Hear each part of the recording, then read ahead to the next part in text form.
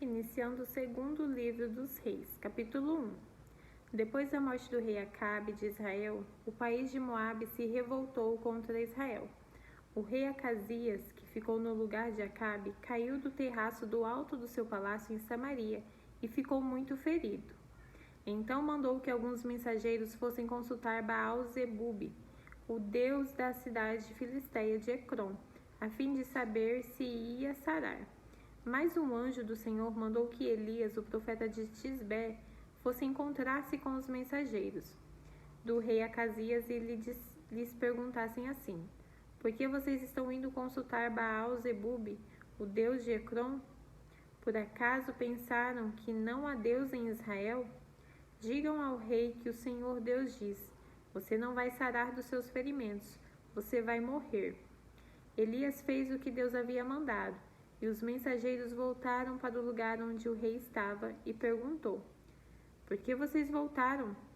Eles responderam: um homem se encontrou com a gente e disse que voltássemos e disséssemos que o Senhor manda perguntar o seguinte: por que é que você está mandando mensageiros para consultarem Baal-Zebube, o deus de Ecrom? Será que você pensa que não há Deus em Israel? Você não vai sarar dos seus ferimentos, você vai morrer. Como era o homem que lhes disse isso? Perguntou o rei. E eles responderam: ele estava usando uma capa de pele de animais amarrada com um cinto de couro. É Elias, o profeta de Tisbé, disse o rei. Então mandou que um oficial fosse com 50 soldados prender Elias. O oficial o encontrou sentado no alto de um morro e disse: homem de Deus, o rei mandou você descer daí. Elias respondeu: se eu sou um homem de Deus,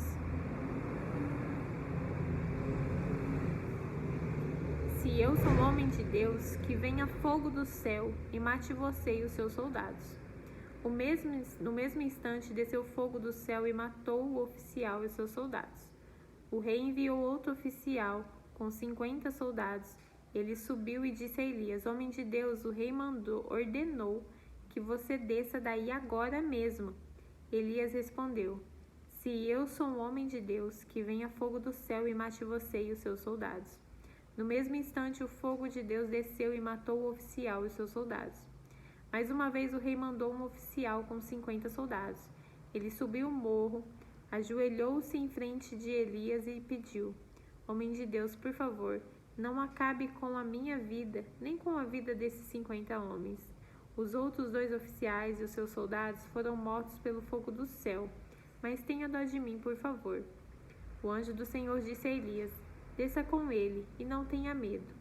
Então Elias foi junto com o oficial falar com o rei e disse: o Senhor Deus diz assim: ó rei, você agiu como se em Israel não houvesse Deus para consultar, e mandou mensageiros para consultarem Baal-Zebube, o deus de Ecrom. Por isso, você não vai ficar bom, você vai morrer. E Acasias morreu como o Senhor tinha dito por meio de Elias. Acasias não tinha filhos, e por isso seu irmão Jorão ficou no lugar dele como rei. Isso aconteceu no 2º ano do reinado de Jeorão, filho de Josafá, rei de Judá. Todas as outras coisas que o rei Acasias fez estão escritas na história dos reis de Israel. Capítulo 2. Chegou o tempo de o Senhor Deus levar Elias para o céu no redemoinho. Elias saiu de Gilgal junto com Eliseu, e no caminho Elias disse: fique aqui, porque o Senhor me mandou ir até Betel. Mas Eliseu disse: juro pelo Senhor Deus e pelo Senhor que eu não o deixarei. E assim os 2 foram até Betel. Um grupo de profetas que morava ali foi falar com Eliseu e lhe perguntou: você sabe que hoje o Senhor vai levar o seu mestre para longe de você? Sim, eu sei, respondeu Eliseu, mas não vamos falar nisso. Então Elias disse a Eliseu: fique aqui, porque o Senhor me mandou ir até Jericó. Mas Eliseu disse: juro pelo Senhor Deus e pelo Senhor que eu não o deixarei. E assim os 2 foram até Jericó. Um grupo de profetas que morava ali foi falar com Eliseu e perguntou: você sabe que hoje o Senhor vai levar o seu mestre para longe de você? Sim, eu sei, respondeu Eliseu, mas não vamos falar nisso. Aí Elias disse a Eliseu: Fique aqui, porque o Senhor me mandou ir até o rio Jordão. Mas Eliseu disse: Juro pelo Senhor Deus e pelo Senhor que eu não o deixarei.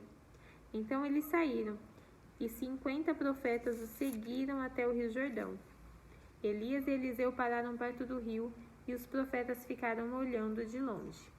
Aí Elias tirou a sua capa, enrolou-a e bateu-a com ela na água. A água se abriu, e ele e Eliseu passaram para o outro lado, andando em terra seca. Aí Elias disse a Eliseu: Diga o que você quer que eu faça por você antes que eu seja levado embora.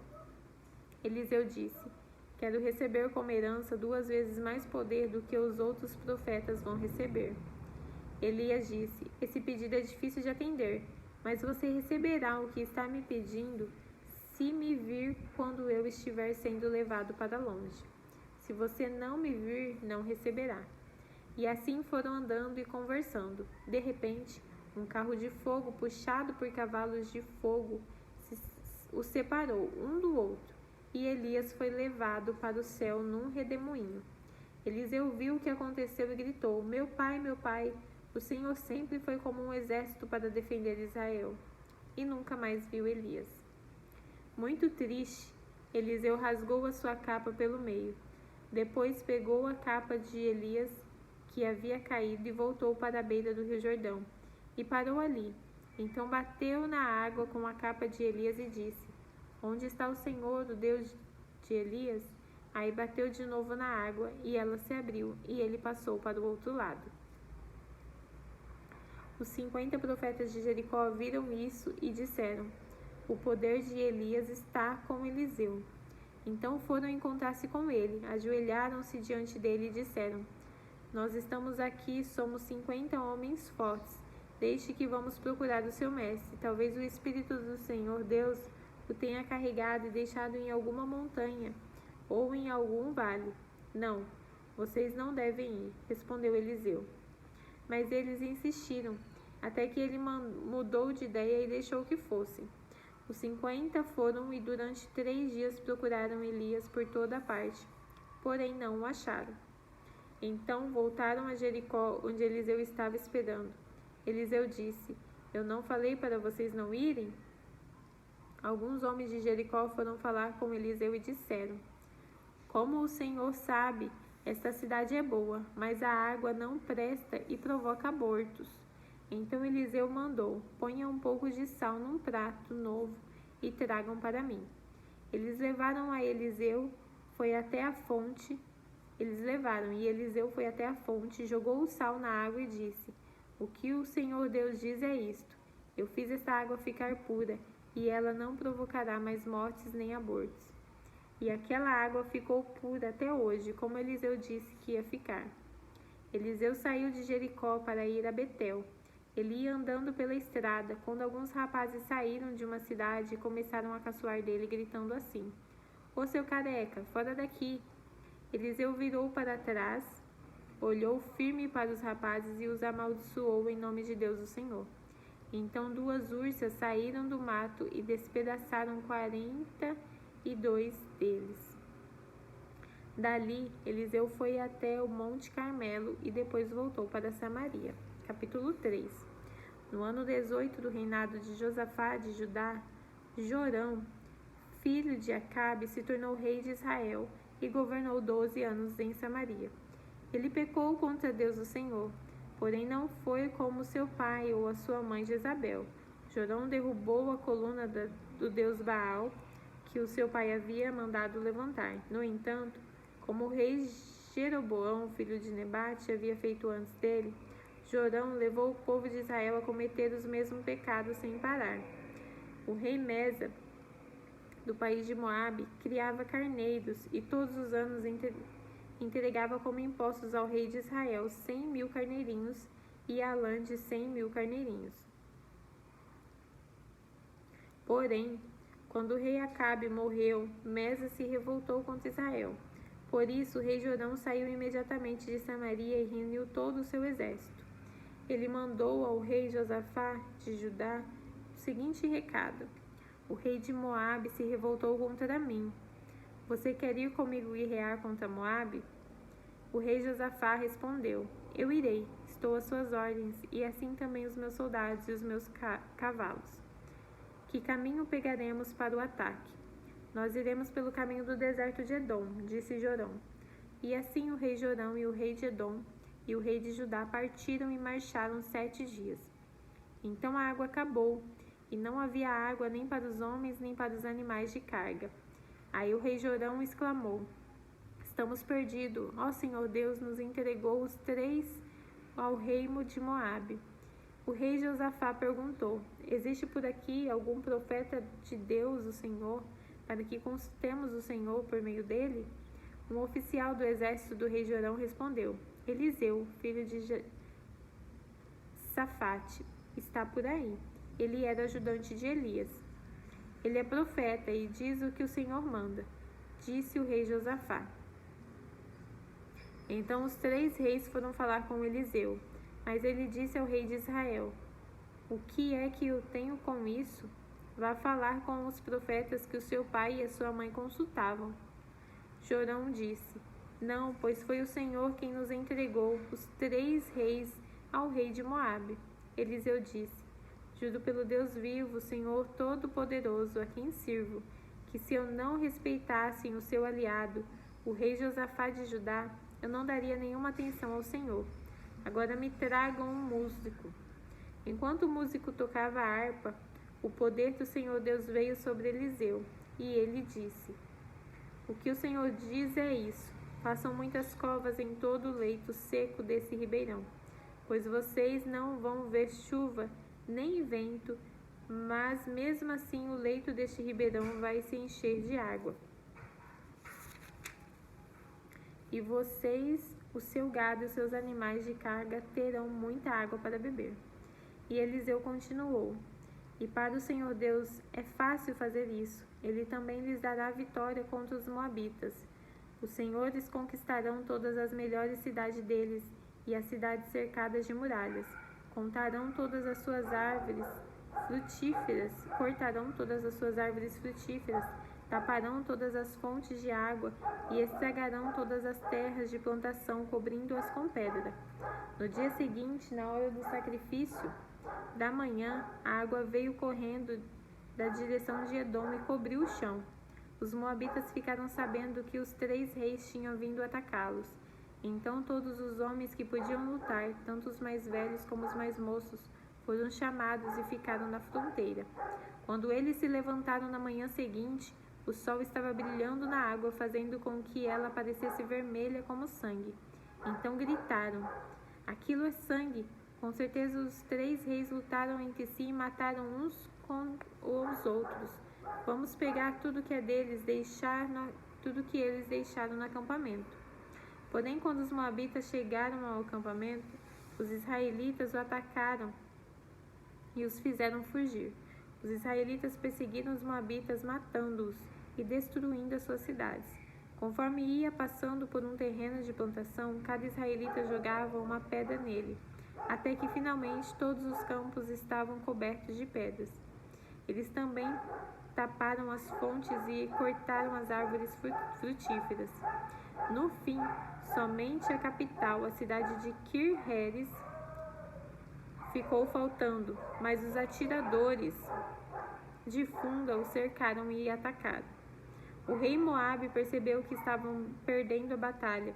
Então, com 700 soldados armados com espadas, tentou forçar passagem através das linhas inimigas, a fim de fugir para perto do rei da Síria.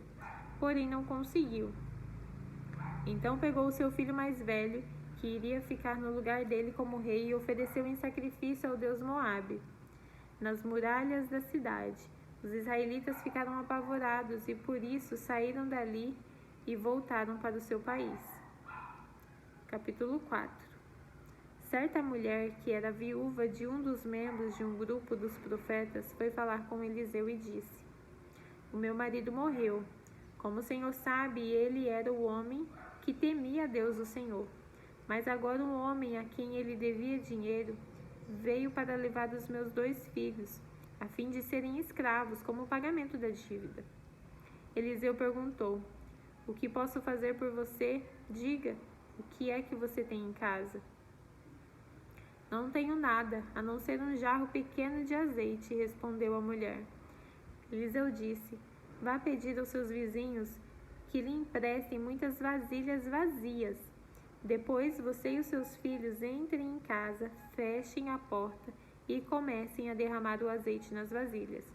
E vão pondo de lado as que forem ficando cheias. Então a mulher foi para casa com os filhos, fechou a porta, pegou o pequeno jarro de azeite e começou a derramar o azeite nas vasilhas, conforme os seus filhos iam trazendo. Quando todas as vasilhas estavam cheias, ela perguntou se havia mais alguma. Essa foi a última, respondeu um dos filhos. Então o azeite parou de correr. Ela foi e contou ao profeta Eliseu. Aí ele disse: Venda o azeite e paga todas as suas dívidas. Ainda vai sobrar dinheiro para você e os seus filhos irem vivendo. Um dia, Eliseu foi até a cidade de Sunem, onde morava uma mulher rica. Ela o convidou para uma refeição, e daí em diante, sempre que ia a Sunem, Eliseu tomava suas refeições na casa dela. Ela disse ao seu marido: Tenho a certeza de que esse homem que vem sempre aqui é um santo homem de Deus. Vamos construir um quarto pequeno na parte de cima da casa e vamos pôr ali uma cama, uma mesa, uma cadeira e uma lamparina. E assim, quando ele vier nos visitar, poderá ficar lá. Um dia Eliseu voltou a Sunem e subiu ao seu quarto para descansar. Ele disse a Geazi, o seu empregado, que fosse chamar a dona da casa.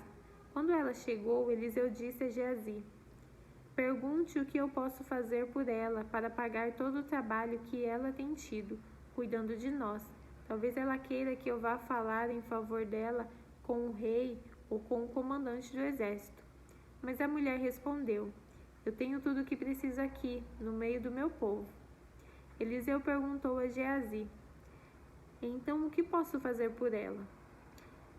Ele disse: Bem, a mulher não tem filhos e o marido dela é velho. Diga a ela que venha aqui, ordenou Eliseu. Ele a chamou e ela foi e ficou na porta. Então Eliseu disse: No ano que vem, por este tempo, você carregará um filho no colo. A mulher exclamou: Por favor, não minta para mim. O meu senhor é um homem de Deus. O Senhor é um homem de Deus. Mas como Eliseu tinha dito, no ano seguinte, no tempo marcado, ela deu à luz um filho. Alguns anos depois, no tempo da colheita, o menino saiu para se encontrar com o pai, que estava no campo com os trabalhadores que faziam a colheita. De repente, ele começou a gritar para o pai: Ai, que dor de cabeça! Então o pai disse a um dos empregados: Leve o menino para a mãe.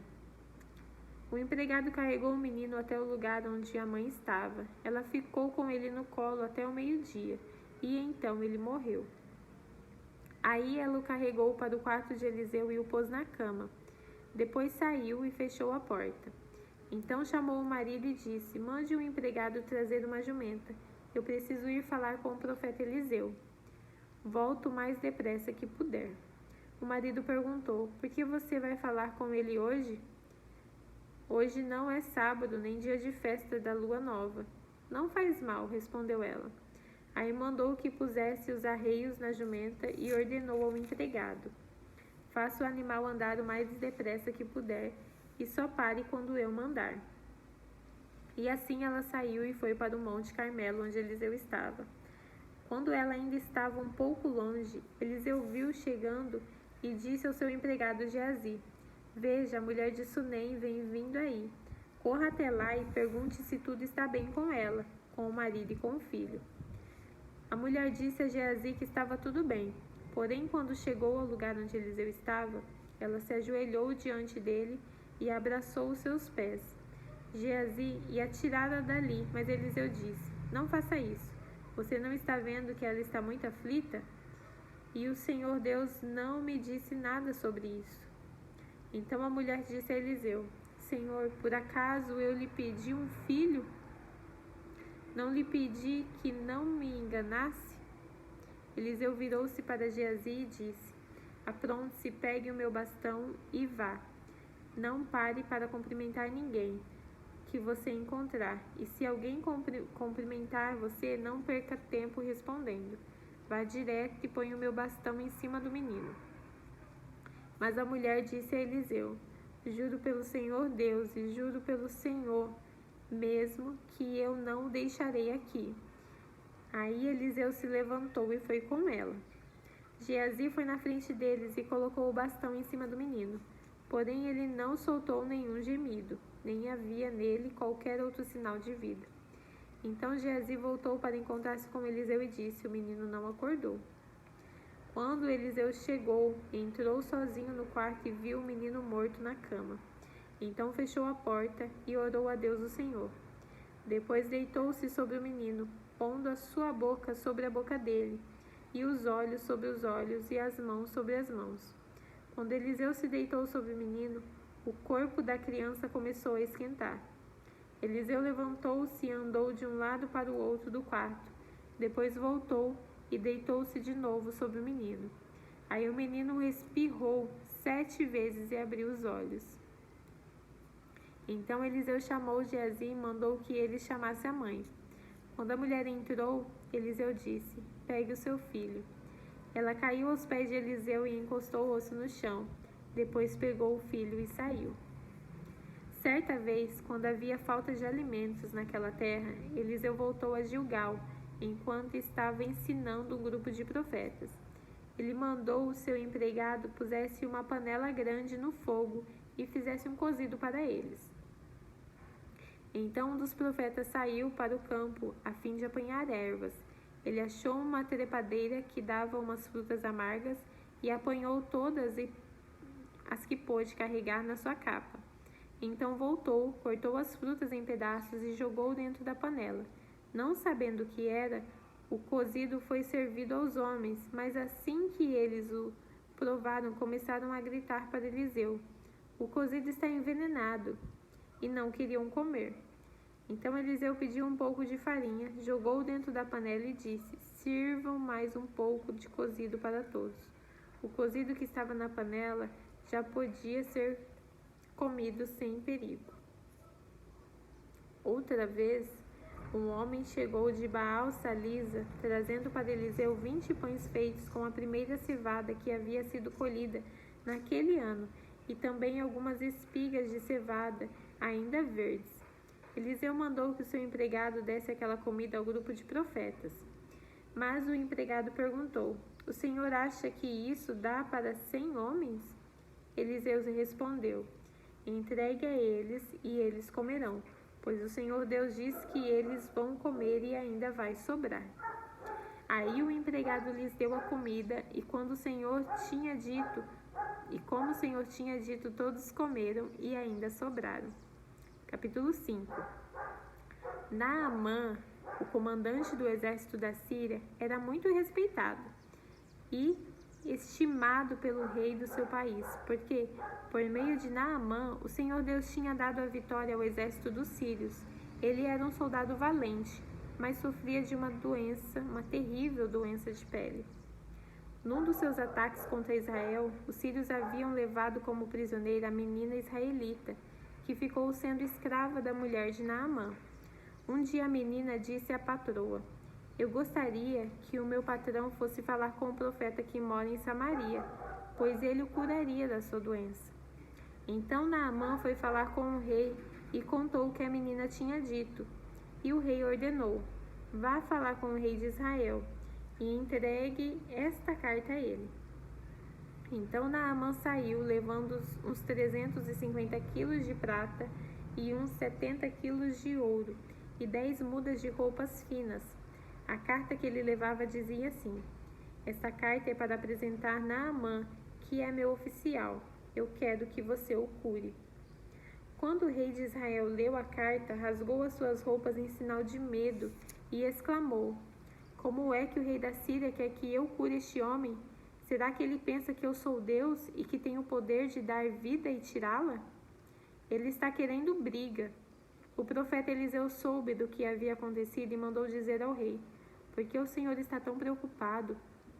mande que esse homem venha falar comigo, e eu mostrarei a ele que há um profeta em Israel. Então Naamã foi com seus cavalos e carros e parou na porta da casa de Eliseu. Eliseu mandou que um empregado saísse e dissesse a ele que fosse se lavar 7 vezes no Rio Jordão, pois assim ficaria completamente curado da sua doença.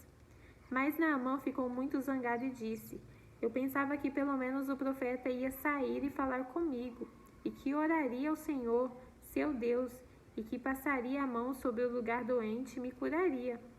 Além disso, por acaso os rios Abana e Afarpar em Damasco não são melhores do que qualquer rio da terra de Israel? Será que eu não poderia me lavar neles e ficar curado? E foi embora muito bravo.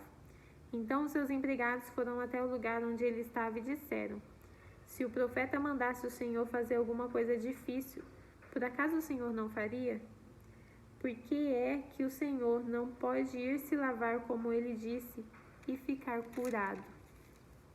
Então Naamã desceu até o Rio Jordão e mergulhou 7 vezes, como Eliseu tinha dito, e ficou completamente curado. A sua carne ficou firme e sadia como a de uma criança.